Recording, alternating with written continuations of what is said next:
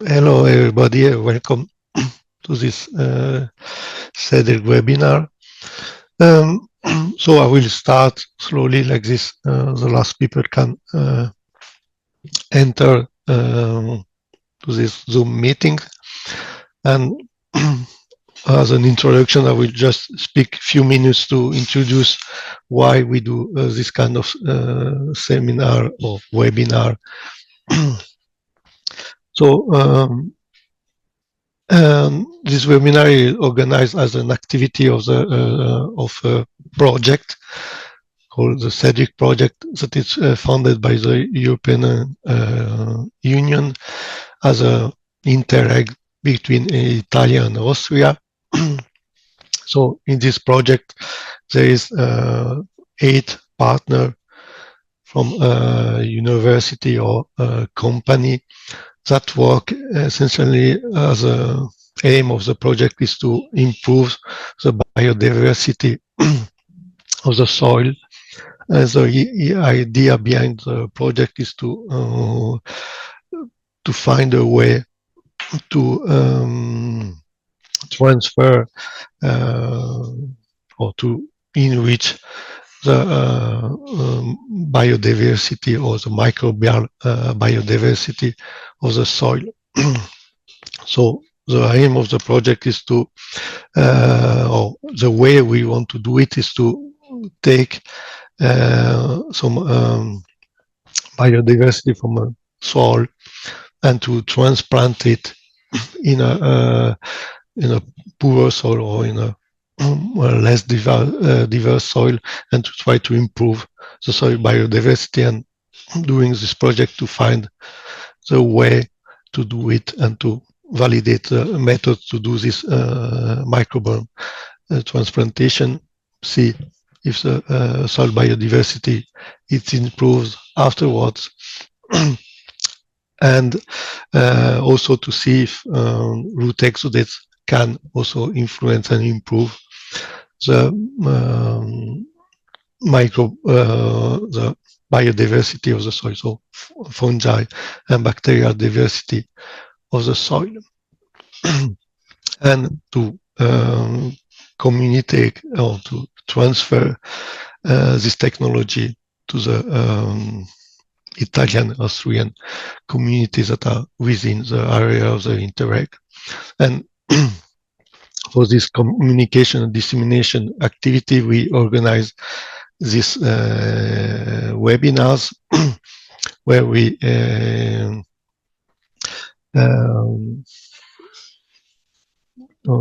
mostly speak about, or we invite a speaker to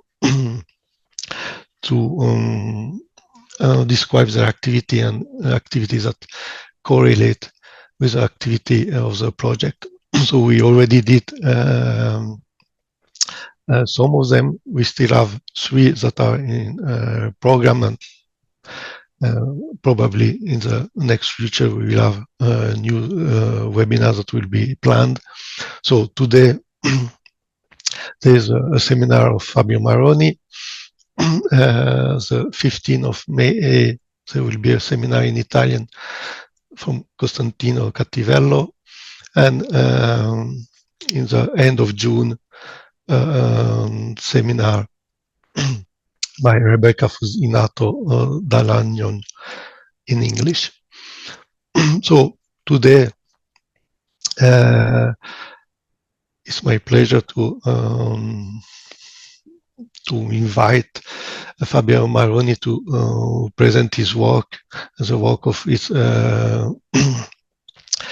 research group that will do the presentation today about multi-omics analysis to investigate grapevine holobiont, and that is particularly fitting in the SEDEC project, as it's a description of an activity that look at the interaction between plant and essentially soil biodiversity to see if there is a way to see how they change and how the plant responds to change or how they communicate, sorry, how to analyze the change that we see in the soil and in the plant. So Fabio Marroni is a genetist that works in the University of Udine, and that work mostly on genetics analysis, or genomics, transcriptomics, and in general omics analysis and bioinformatics analysis of the data that he find on many different organisms. In his career, it work on human, it work on microorganisms, on animals, and also mostly on plants. And today we'll speak about mostly plant and microorganism complex interaction. So Fabio. So, okay, what are we going to talk about today? So this is a project which has a name. The name is Int'l, and this means data integration in grapevine. Then, second thing, the project has a name, but actually it didn't have any budget. So the budget came from some money that I got for some consultancies, and I invested them in this research. And I'm very happy to have done this, because the project then grew in an unexpected way, and it was very interesting scientifically, and also in a more wide way, in a professional way. Okay, so in this project, in this talk, you will hear me mentioning sometimes probably the word holobiont, which is a word which actually I didn't even know before starting this project. Then, while working on the project, we got more acquainted with this term. The holobiont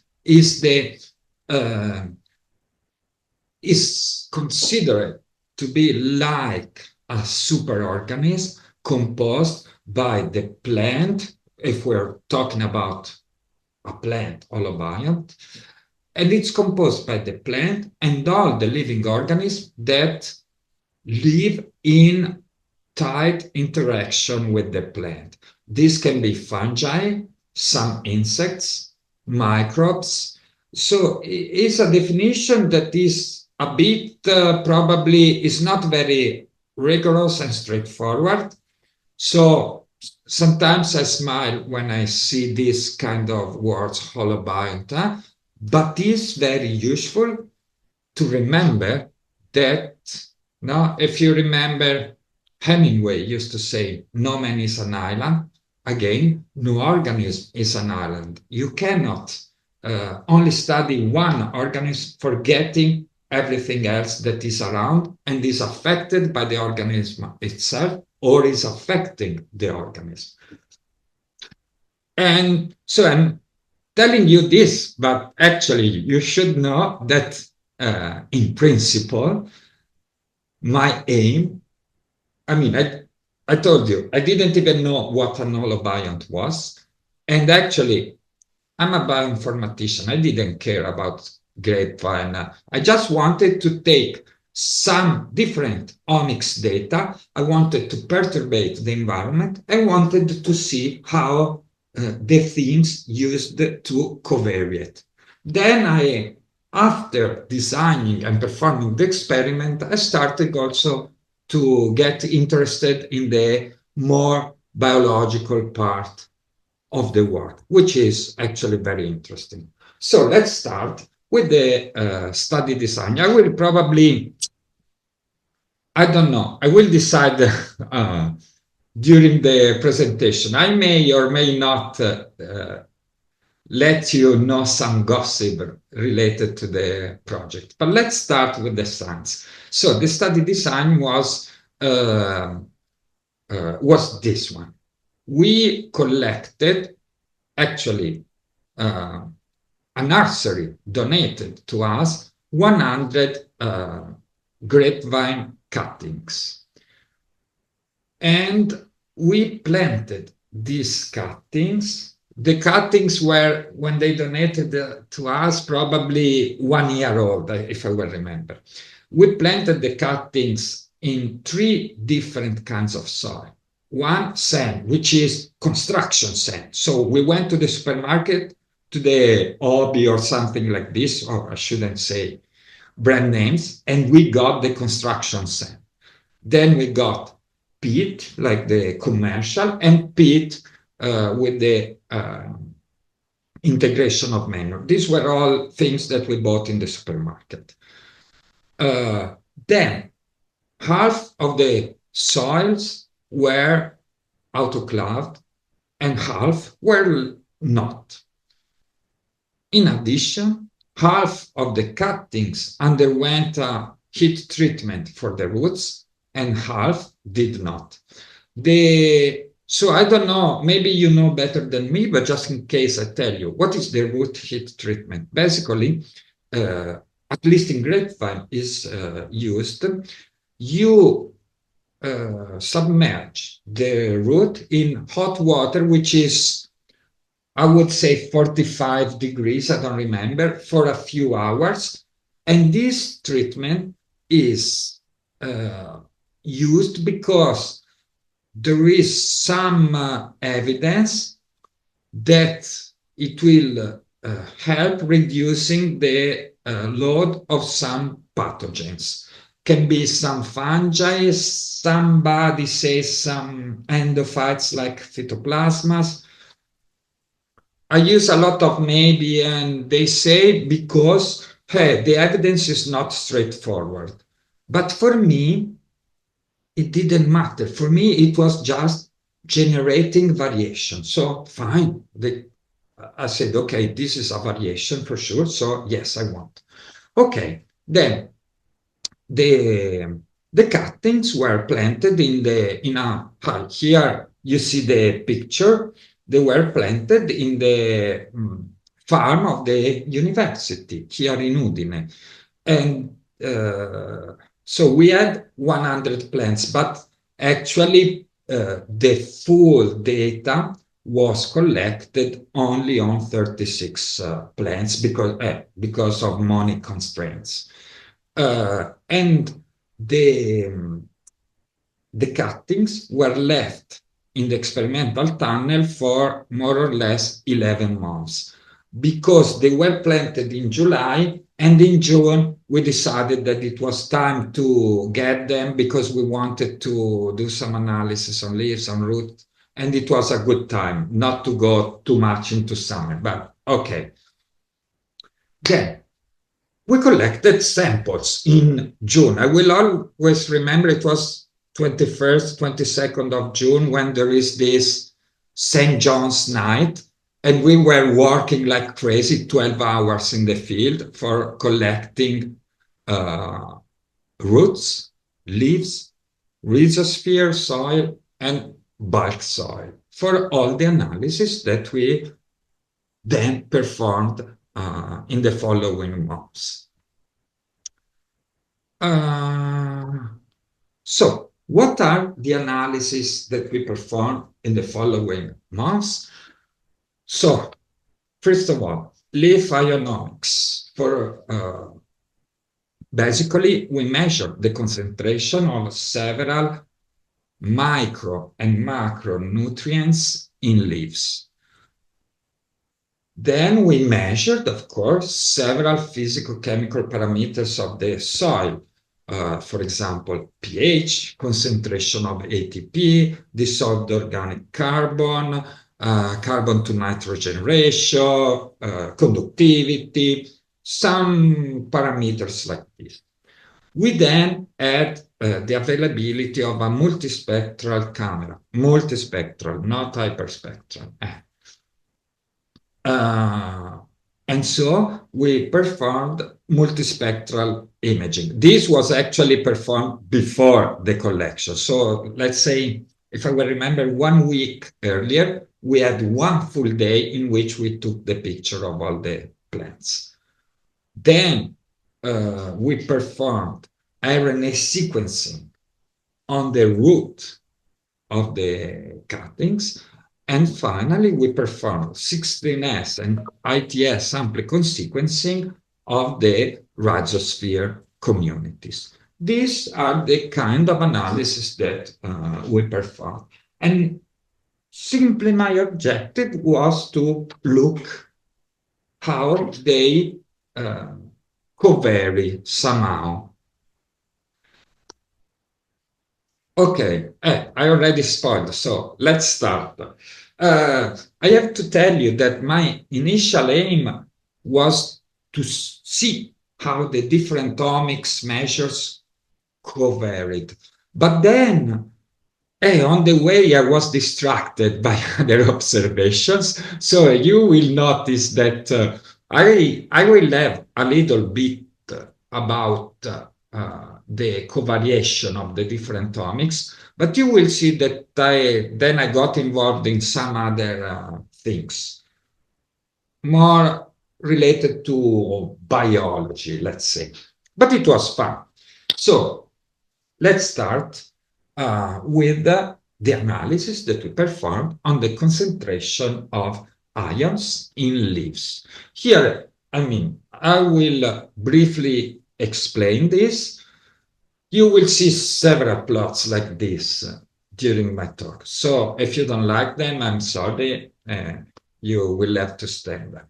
So this is a very simple thing. It is a heat map with a clustering. So basically, we represent in color scale the abundance of ions in leaves, where usually, and we did the same, blue is the lower, 1 is the higher. And then, based on the values of the elements, we cluster the sample by similarity of values using a hierarchical clustering method, which is commonly available. Okay, so we did this, and now we can start to give a look at our results. Here we present in the top 3 rows something related to the metadata of our samples. So which soil are we dealing with? What happened to the soil? Was it autoclaved or not? And then what happened to the root? Did they undergo heating or not? Here, the lighter color is no, the darker color is yes, both for autoclave and heat root. So the light green, no autoclave, dark green, yes, light blue, no heating, dark blue, heating. Okay, but here, what we notice is simply that the only interesting cluster that we can notice is this one, that basically send samples, with one exception, but okay, send samples. So plants grown in sand have a distinct pattern of concentration of ions in the leaves. This is, well, it's expected probably, because the nutrients that plants can get from sand are much different from those that they can get from peat or peat with the addition of manure. So it makes sense. What about the effect of autoclaving and heat root? Well, with some wishful thinking, we can imagine that here there is something, but, well, I'm not very excited about this. So basically, we can say, not much effect of autoclaving or heating the root on the samples. I want to tell you something now, and I will probably repeat it at the end of the talk. I'm sorry, I'm used to repeat things several times. Here, I wrote, because otherwise I forgot. I wrote after 11 months. What does it mean? It means that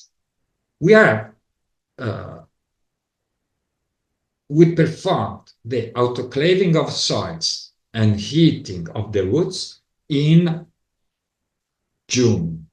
And we measured all the measures that in July. And we measured all the measures that I'm showing in June of the following year. So this means that I'm trying to see the effects of these two treatments after 11 months. And we should already start thinking that heating and autoclaving are treatments that were applied in a time and are measured 11 months later. Soil is not a treatment, is a condition which lasted for all the 11 months. This is important. I will not spoil it, but we will discuss at the end of the talk, okay?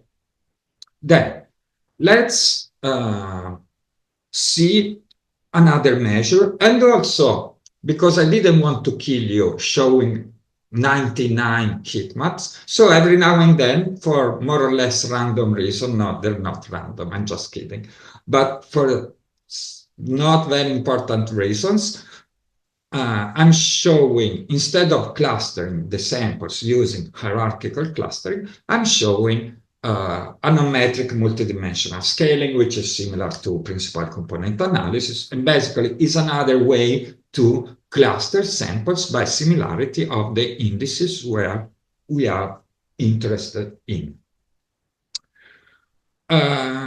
So here we are dealing with multispectral indices. So, for example, one very famous multispectral index is NDWI. Otherwise, there is CVI, which NDWI is related to water content. CVI is related to chlorophyll content. And we measured quite a large number of indices. And then we said, okay, the same question, the plants grown in different soils based on different treatments of the root and on the soil.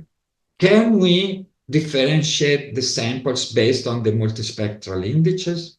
Well, here, obviously, we can see, no, there's not much that we can tell. I mean, I like a little bit the fact that on the left side of the graph, there are a little bit more empty points and a little bit more square compared to triangles, but these are, again, is nothing to get excited about. At least I wasn't excited about it. So more or less, we concluded that soil type, autoclaving, and heating of the root have no strong effects on the multispectral indices. Also, I have to apologize in advance because what I said is probably the correct formulation, but you will, I'm sure you will hear me saying, we cannot discriminate samples or treatment based on multispectral indices. Why? Because I'm a bioinformatician, and so with this I got obsessed by this idea. If I only get the measures of the multispectral indices, or maybe of the microbial communities, of a sample that I don't know anything about, am I able to tell if the soil is manure, peat, or sand, if it was autoclaved or it was heated? So sometimes you will hear me using this reverse way of thinking, but the situation is the same. Okay, Now, let's move to something more interesting. Bacterial communities of the soil. As you can see here, the bacterial communities that are identified in the three different soils are clearly different. Here you can see that we can clearly cluster the three types of soil based on the abundance of bacteria in the soils. Here we showed, I think, the 25 or 30 more abundant genera, but actually the clustering is computed on all the genera identified. As you can see, the clustering is pretty clean. And this, I mean, I have to tell you, is not surprising. But also, what is, for me at least, it was a little bit surprising, is this one. No, sorry, not this one. This heat root, no, we don't care. So I already spoiled, so we have to go fast. This is interesting because inside each soil type, autoclaving is the second factor for clustering. And the clustering is relatively clean. So basically, the autoclaving of soil can have some impact on the composition of the bacterial communities of soil after 11 months. This is something that is interesting as a concept, because of course you will say, okay, who is going to autoclave soil for grapevine production? I agree, nobody. But the idea is, if you do something to the soil, whatever, good or bad, means everything and nothing, but whatever kind, every kind of treatment that you give to soil, be careful, because maybe it's not as transient as we used to think. Okay, these are after 11 months, and you can clearly say who's been autoclaved and who's not. Okay, so now let's move to fungi. We did exactly the same thing with the fungal communities of soil. And as you can see, the situation is clearly different. First of all, well, there's not a big discrimination of the soil type. The only thing I can let you say is, okay, manure is differentiated from other soils. But then sand and peat are not so different. No, here is not just one sample that is in the middle. This apparently is relatively common. So this is also interesting because basically the sample was the same, because this is the rhizosphere soil. The sample is the same, so everything was the same, only the PCR was different. So I think it's not a technical thing, it's just that bacteria are more affected by the soil type than fungi, apparently. Then, what about autoclaving? Hey, I mean, again, with some wishful thinking, we can think that these are clustering, but then, come on, they're all together, no? So, okay, so for bacteria, autoclaving has effect. For fungi, no. What's the matter? And now let's give a look at the thermal treatment of the roots. Here, I mean, the signal is not strong, no. But we can postulate that there is some effect of root heating on the fungal communities. If you see here, this cluster is mostly, there's only one intruder, mostly composed by individuals which underwent heating. This is another cluster, and they're all not heated.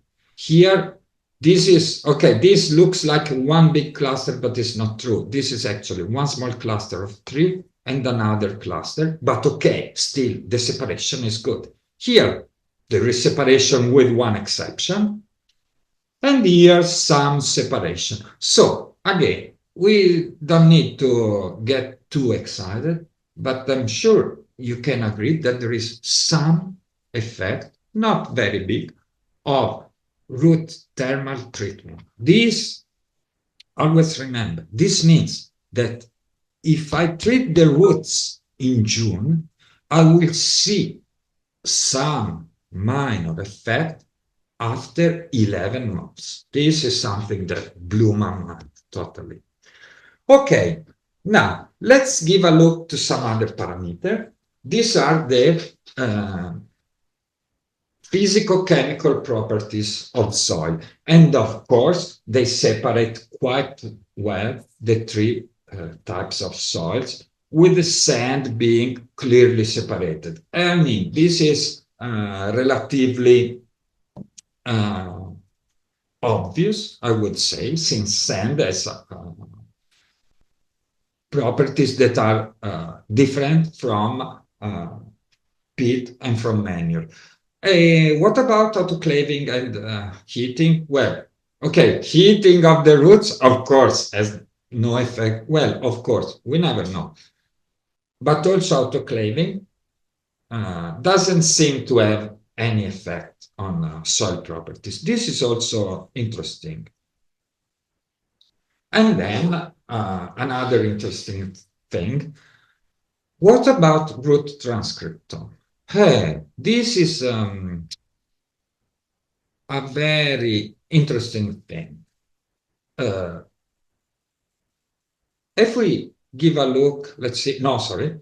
If we give a look at the clustering, we can see that basically soil type is not affecting the clustering so much.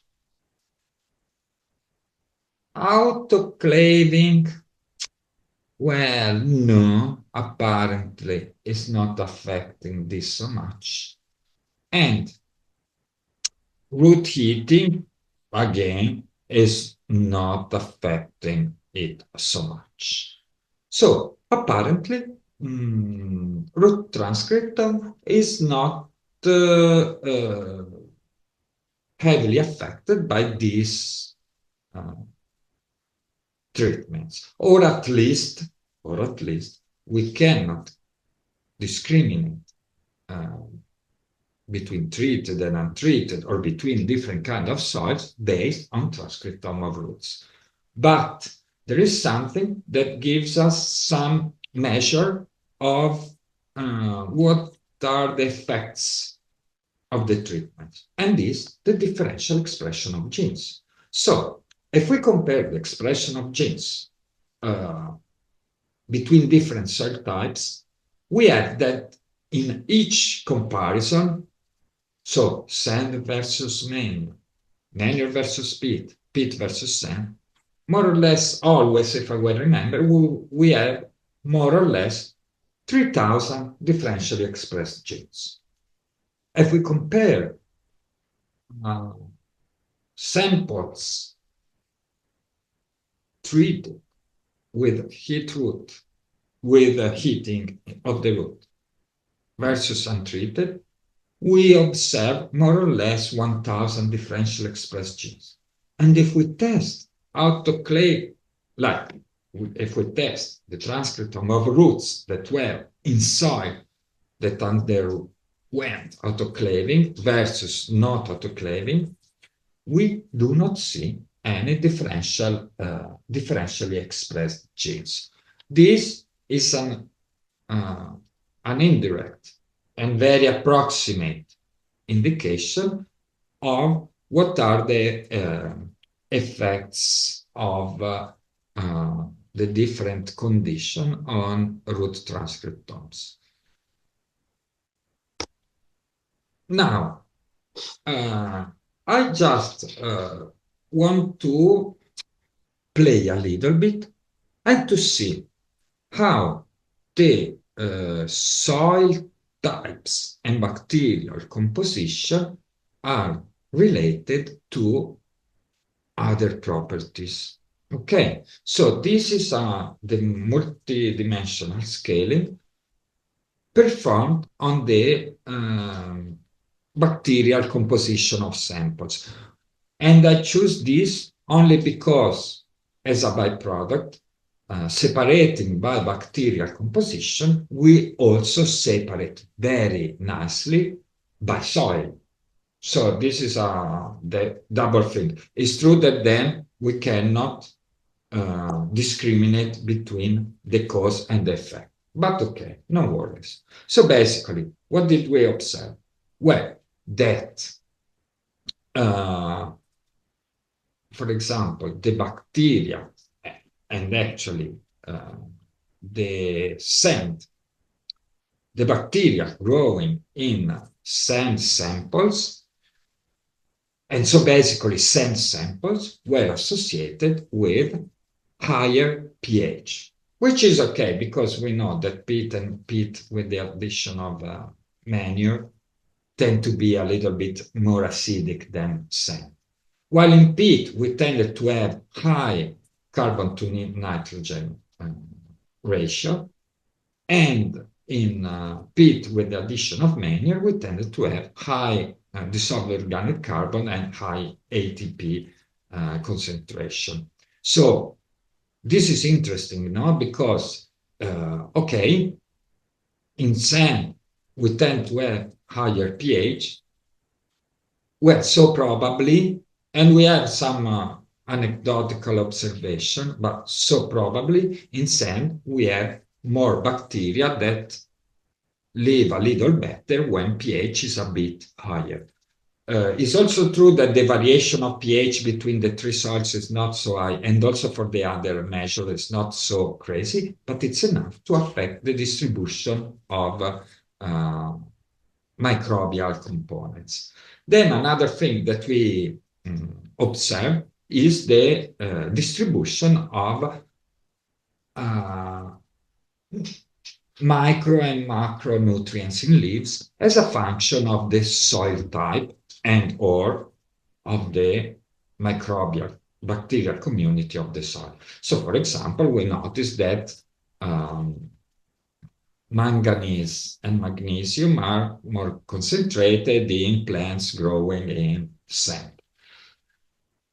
And this similar observation can be made for sulfur in peat and potassium, for example, in peat with the addition of manure. And again, something similar, this is not so exciting, but okay. Something similar can be observed with the multispectral indices. This can be performed, of course, every time, also changing what is the parameter that is ordered. So, for example, here we used bacterial composition. We can do the same with fungal composition. But here I also wanted to use this because this is the funny thing, that this is also a proxy, a very good proxy for the soil type. Okay, so let's wrap up what we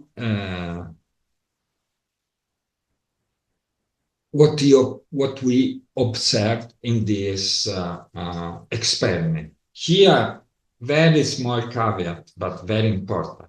Basically, here, I totally arbitrarily decided the color. And more or less, I said, okay, if the effect is very, very small, it's green, light green. A bit darker is a bit stronger, again a bit darker is a bit, so it's like a heat map, but I arbitrarily decided the effect size. Okay, but it's just to summarize and to think about our results. Here we can see, okay, obviously, probably don't need to say. In columns, we have the treatments or conditions, and in row, we have the measurements.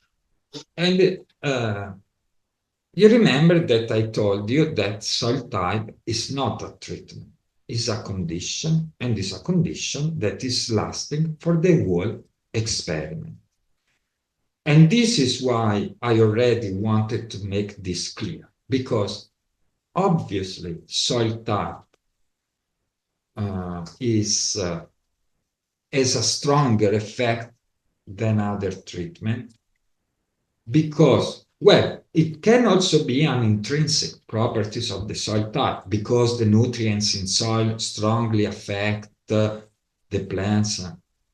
But reason number two is that the soil type was determined and always remained the same. So obviously has a stronger effect. While autoclaving and heating of the roots is a treatment that is applied and then the effects are measured 11 months later. So you are obliged to be impressed by the fact that bacterial communities after 11 months are still a little bit shaped by the treatment 11 months earlier. Okay, this is one of the observations. And another very interesting observation is this one.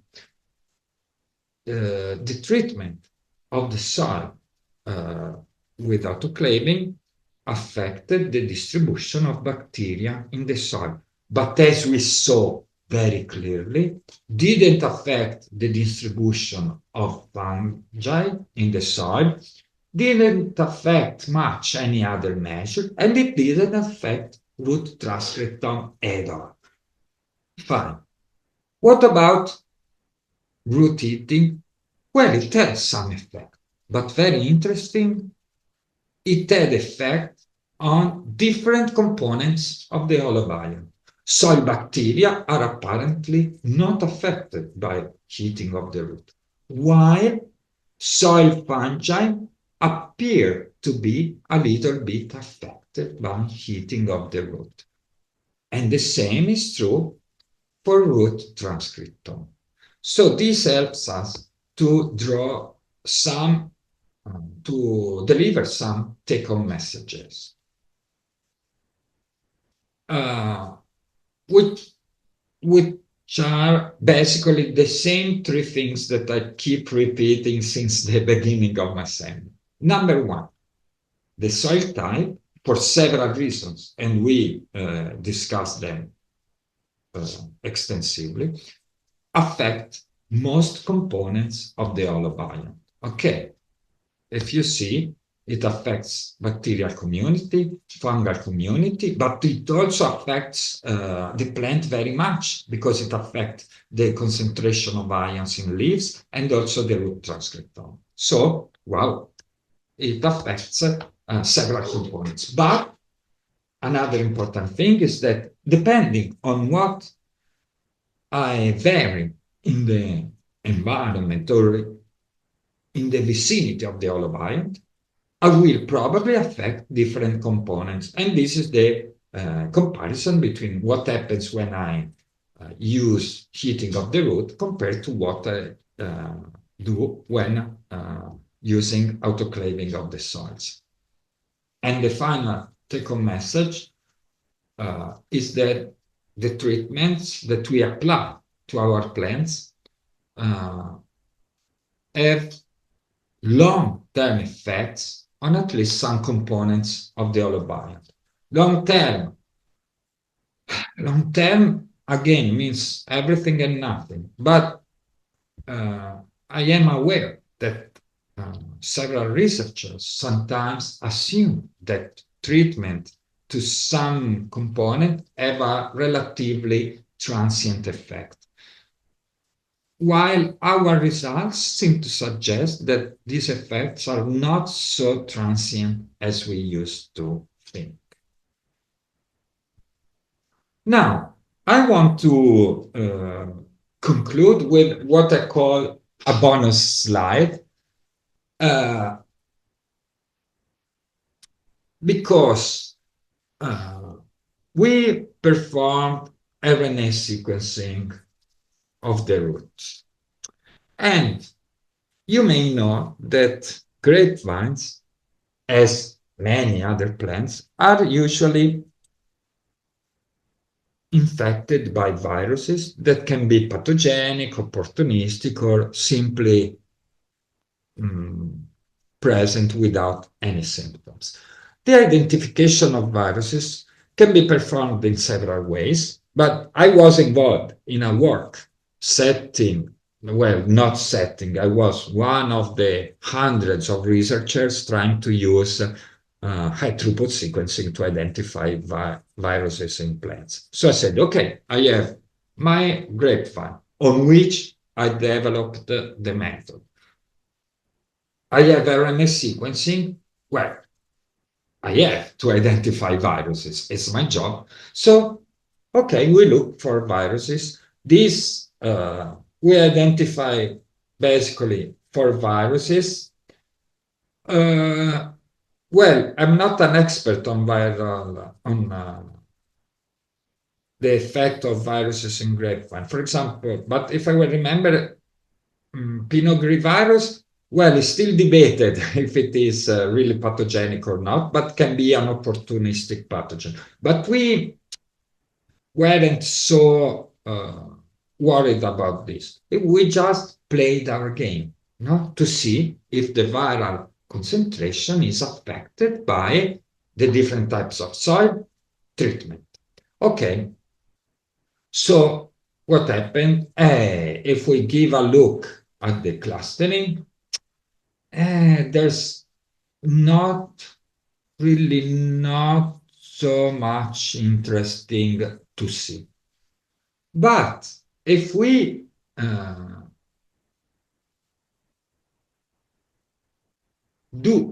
use a different kind of representation, we notice something that can be interesting.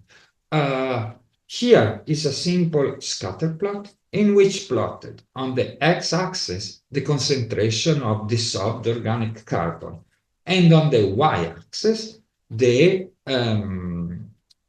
abundance of viruses, the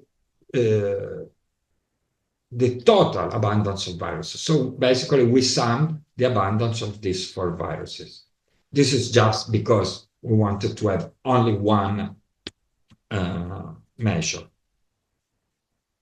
Okay, what did we notice? Well, that more or less we observed some increase when increasing the dissolved organic carbon concentration. But we knew, we suspected by looking at the data that this is not the full answer. And for this reason, we now also plot the soil type, autoclaving, and root eating. But what is interesting is the soil type. Because if we see, basically, the important characteristics is probably soil type, so that plants grown in sand tend to have lower viral content, peat is intermediate, and manure is the higher. This is just an anecdotal observation. We didn't, or maybe we didn't test if the difference is statistically significant. I don't remember, but it's just to show that there is some effect of the soil type on the viral abundance. May or may not be statistically significant. For sure, I will say, well, we can see there is some difference, probably is not so strong, no? But it may be relevant for future studies. Okay, so now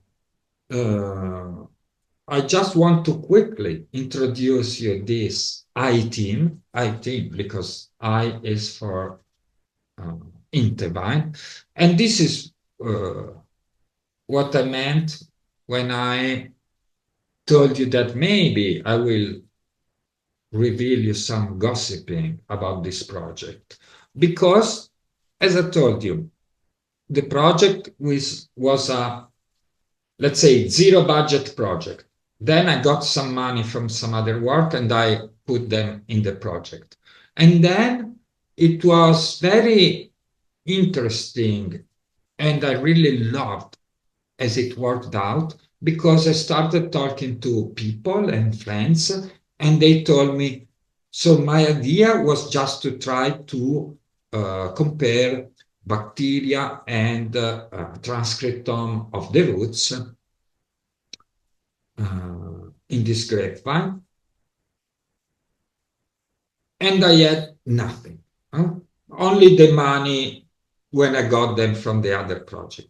And then everybody started helping me putting the pieces of the puzzles together. So, for example, Gabriele Di Gaspero helped me in the design of the study. He's very expert in grapevine genetics and grapevine breeding.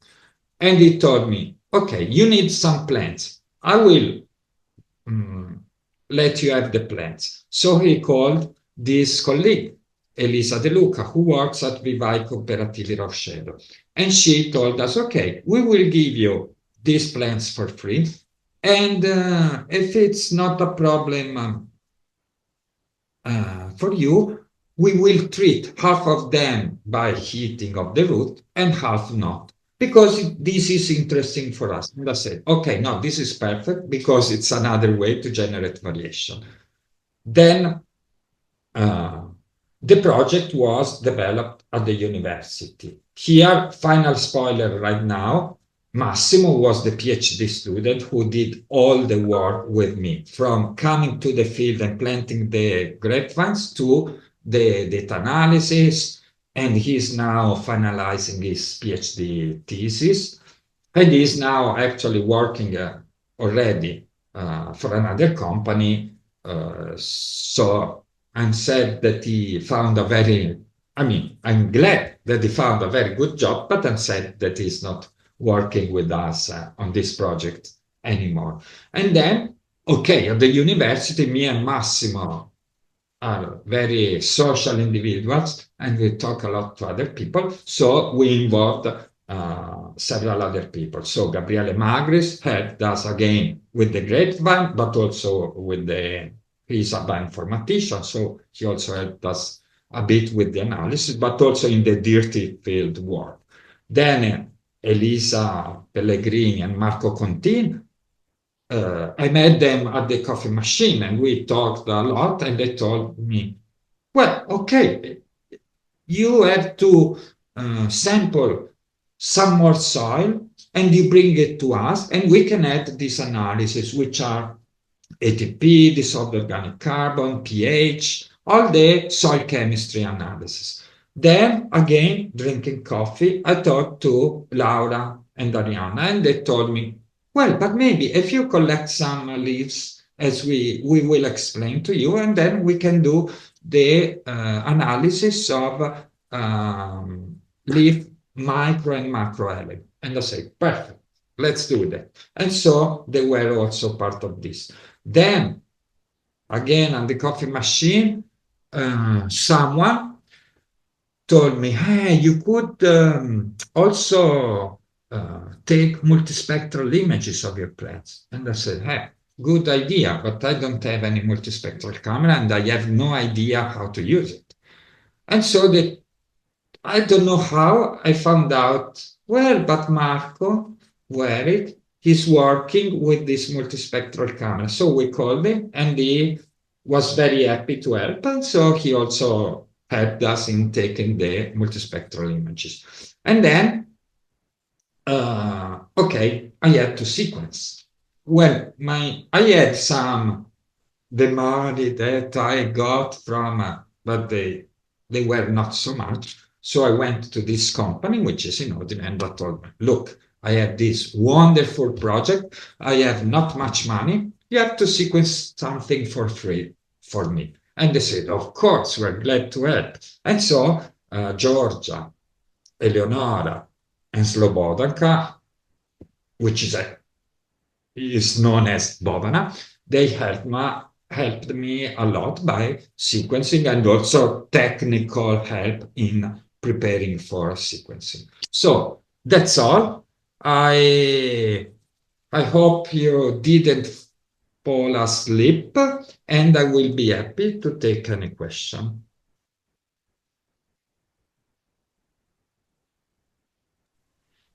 Well, thank you, Fabio. You're interesting talk. I don't know if there is some question. So yes, I see. Yes, already Luca. So please, Luca Turello. Yes, thank you. Thank you, Fabio. Excellent speech, really emotional, and you don't need budget to do great work. So thank you. Okay, but what were the plants like at the end of the trials? Were the plants in good health, all in good health or not? Because this is, I didn't understood. Yes, you go in deep in the roots and below soil, but above soil, how it was? Thank you. Yes. So the plants above soil were in good health. Where for good health, a little bit you have to not trust me. I'm not a very expert in grapevine, so I trust what they told me. The plants were actually in good health and surprisingly in good health because several colleagues told me, the plants that you have in sand will die in a few months.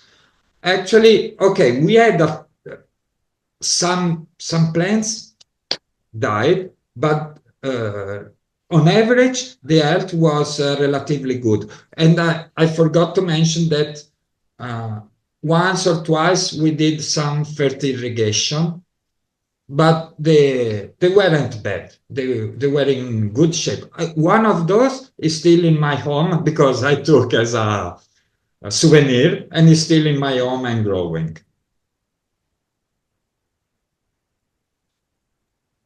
Okay, thank you. So in spite of the soil disturbance, the plants were still good. This Yes. means that we can suppose that in the field, agronomical practices could overtake some stress that could occur to soil. Yes, yes. Great. And great also that this project was around a coffee machine. As I'm a coffee company, I'm glad for this. Okay. Fabio, because I had a similar question, so maybe I can do it now. But there is no difference of growth between the different treatments or conditions?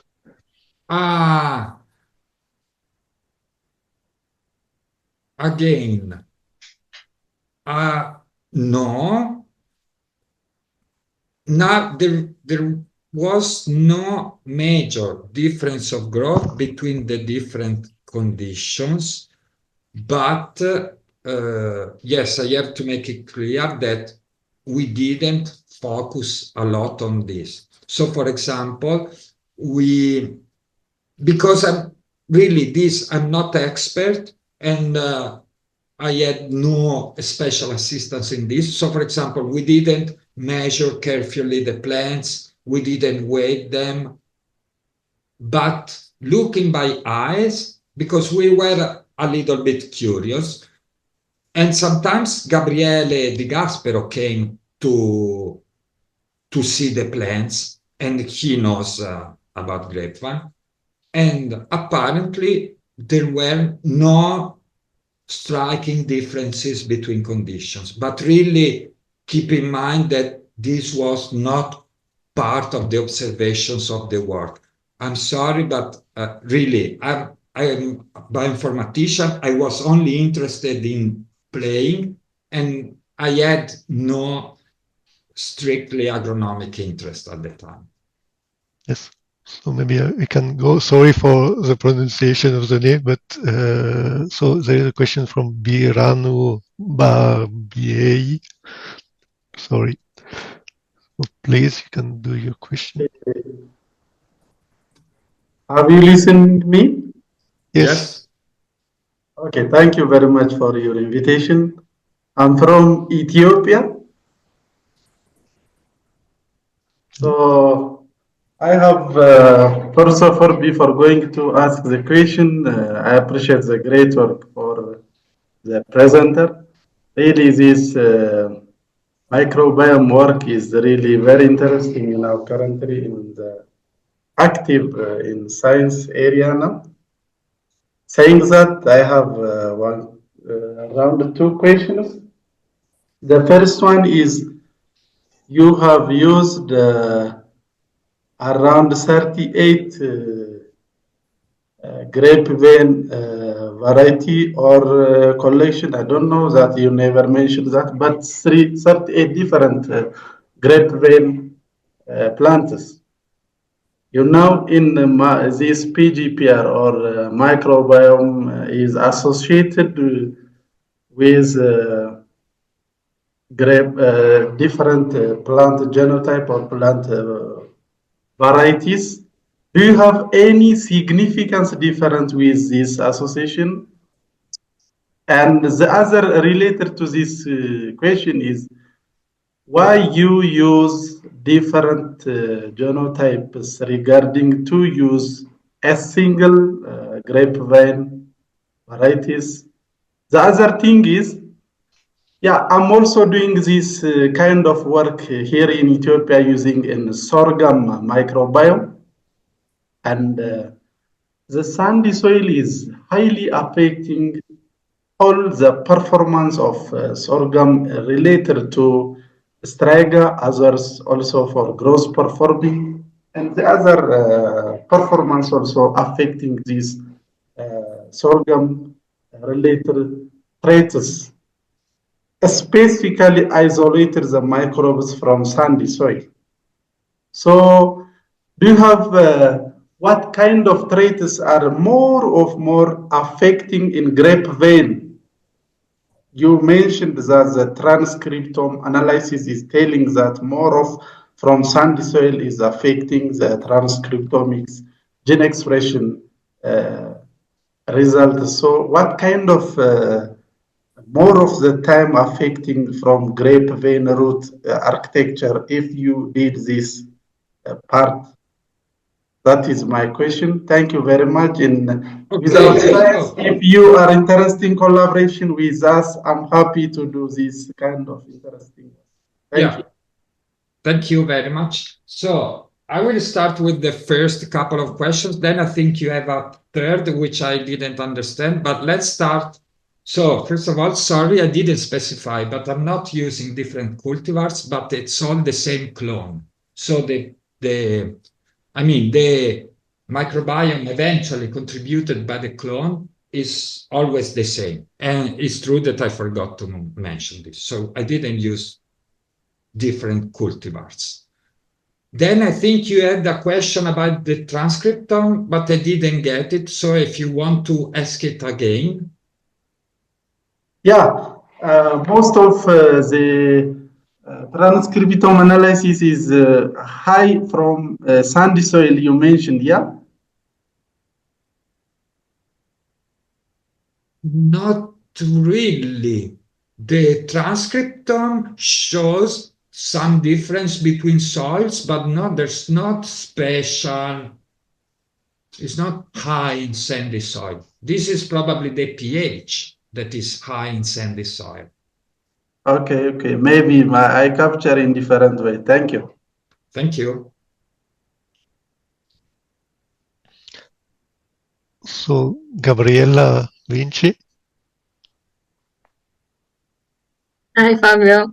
I, Sorry, I have a maybe stupid question. no, no question is I stupid. I wanted to first ask why non-multidimensional scaling rather than PCA? And another curiosity is if you found any interesting results about beta diversity, or maybe did you also perform differential abundance analysis on the microbial communities? So, well, why multidimensional scaling instead of PCA? I don't have any big preference between the two, and the minor technical reasons, it was easier for us to perform an MDS, and we did that. But there's no real scientific reason why we didn't show PCA. And PCA we also did, and the signals are the same. And yes, of course, we perform differential abundance of each condition against each condition. We have some results, but these couldn't fit really in the webinar because it's because of the time constraints. But we did it both for fungi and for bacteria. Yeah. Can I ask which package do you use for the differential abundance? Oh yes, so here we used DSIC2, and I will fight until my death against people who says it's not correct. But there are several packages. For example, there's this metagenomics, which is specifically developed for differential abundance. And I used it in the past. Well, it's good, but sometimes it has some strange issues, and several benchmarks showed that it's better to use DSIC2. Then there's another issue. Some people say that, okay, the properties of the microbial abundance are different from those of gene expression. And so they suggest to use other approaches. Another approach that is widely, well, I don't know if widely, but is used, and is to use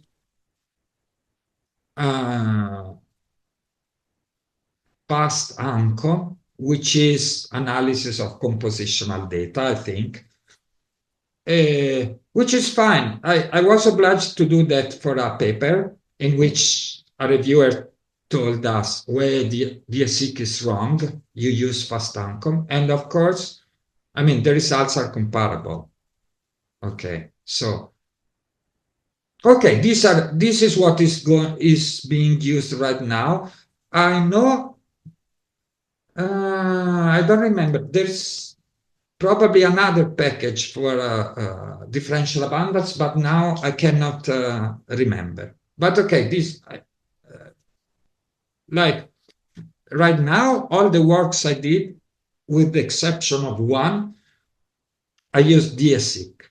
The only, actually, even the last one, I used DSIC. The reviewer was not happy. I used fast ANCO, and I said, okay, the results are very similar. And we kept both of them. So, okay. Thank you. Thank you, Fabio. Thank you. So, Fernando Cantao.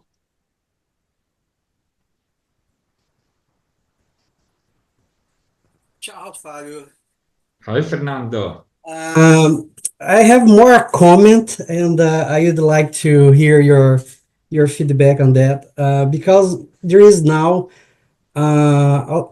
a lot of evidence suggesting that the microbiome working as a second genome on plants having an effect on expression of heterosis. And I've been reading a lot of papers regarding this topic, which is very interesting because you can see, depending, if you consider the inbred lines that is going to generate the F1, you can see a bigger diversity on the F1. And that came to my mind regarding the question before, if you used different varieties on your work. And do you have anything to comment on that regard, that the microbiome can work as a second genome, influencing the heterosis and changing different traits that is going to give like environmental tolerance or different growth or resistance to disease or nutrient efficiency? Well, no. So short answer, I don't have any very informed comment, but well, this is interesting. I never thought about the effect of the microbiome on heterosis. I wouldn't. So for sure, the microbiome is affecting several traits, like, of course, like the PGPR are used because they're useful. I wouldn't go probably so far as to say that the microbiome is the second genome. Probably that is a bit of a too optimistic, not too optimistic, but too much. But I like this idea of seeing if the microbiome of a hybrid is kind of something in the middle of the microbiome of the two inbred lines. But that can be interesting. But I'm pretty sure that in maize, so now I think maize, heterosis, yes. Come on. Okay, I cannot rule out that there is effect of the microbiome, but in maize, like the F1 of two inbred lines is like boom, a boom of heterozygosity, which for sure will boost the performance. So, okay, maybe the microbiome has a role, but the big player, I think is obvious, is the heterozygosity. Okay, thank you so much. Thank you. So maybe for the other question, we can use a coffee machine as a way to continue the discussion. So I will thank you a lot, Fabio, for your talk, and everybody for their presence and for the question. So thank you a lot again.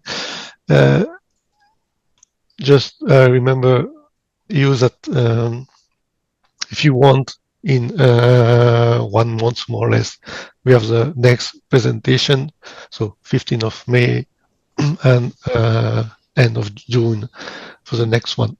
So thank you a lot again, and see you next time.